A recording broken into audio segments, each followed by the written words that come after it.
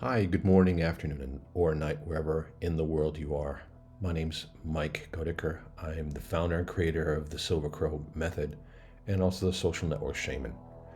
I wanted to take a short few minutes to just give you some updates about what I've been doing in the recent time and also spread some light and some knowledge on what is the Silver Crow Method. So, the Silver Crow method was based out of research that I did in the past, doctoral research on social networks and how we can use them without accepting the negativity. That was the Social Network Shaman. And the Silver Crow method was basically an expansion of that. And I wanted to find a way of creating a clear path for how do we improve intention, integrity, and how do we embody healing in a way, shape, or form that's natural medicine. There's a lot of people out there that say that they're holistic practitioners, and I think that name has been overused and abused. So the Silver Crow method is a different focus. It's a practical blend of Stoic discipline. That means how do we control the emotions that we have and basically assess our own value correctly without the external need of getting other people to confirm what we are or aren't. The second thing is how do we use energy hygiene to basically make sure that when we use things like social media and we interact with people, that if they're in a bad mood, we don't accept that bad mood from them, or we don't let them influence us in ways that don't serve our greatest good. And the last one is how do we train our nervous system in ways that have been academically proven to actually work. So this is more maybe of an American thing because the medical system in the United States is pretty expensive. So a lot of times we try to gravitate towards finding ways that we can train ourselves without necessarily going to the doctor, but still having a safe way that's been academically proven to work and that is also safe to use. And there's different tools that we can use out there without necessarily going to the doctor. Now, I'm not saying that I am a doctor because I'm not. And I'm not saying that medical attention needs to be there for certain things, whether it's depression, anxiety, etc. But there are different tools that we can use to reprogram our nervous system, whether it's through acupuncture or auricular therapy, which is ear acupuncture.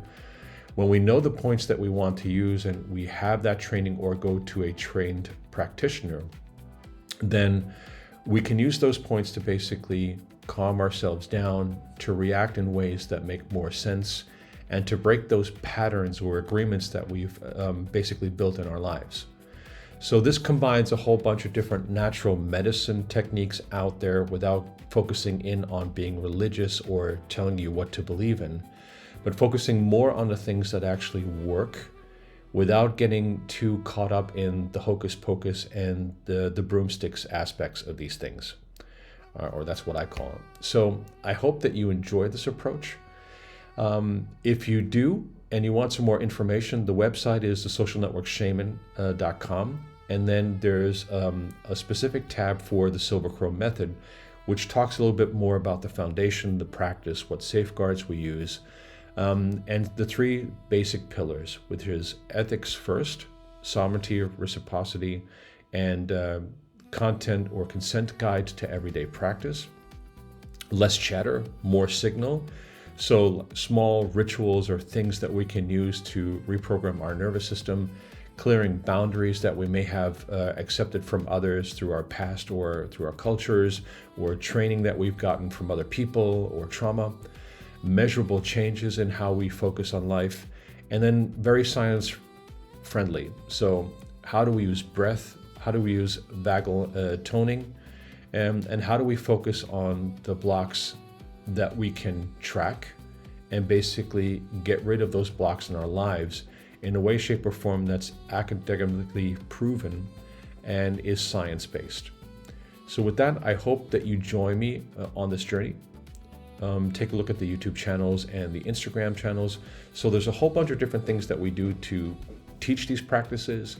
There are the foundational certifications that you can do if you want to become a practitioner. There's level 1, which is the foundation, level 2, which is practitioner, and level 3, which is the master or advanced practitioner. And then there's specialty tracks that also incorporate these things into what I call physical mastery and a flying deer path. So The physical mastery is basically how do we use posture, breathing techniques, and movement as medicine to facilitate the stuff that we learn about theoretically and then put that into practice for our lives. This is based off of my own path and the things that I've seen that have worked. I'm over 50 years old. I'm in really good condition physically, and it's taken me a while to get there. So I've taken different courses on personal trainers and on yoga and on different breathing techniques to find out what really works, including Tai Chi and Qigong. And I mix these different things into the physical mastery, not to basically say that I'm the best trainer out there, but to use these things that make sense for us in our daily lives that we can use, whether it's sitting on a chair and doing different types of movements, whether it's focusing in on yoga, on meditation and these different things, or whether it's just using things like calisthenics or our own weight-based type of lifting or going to the gym.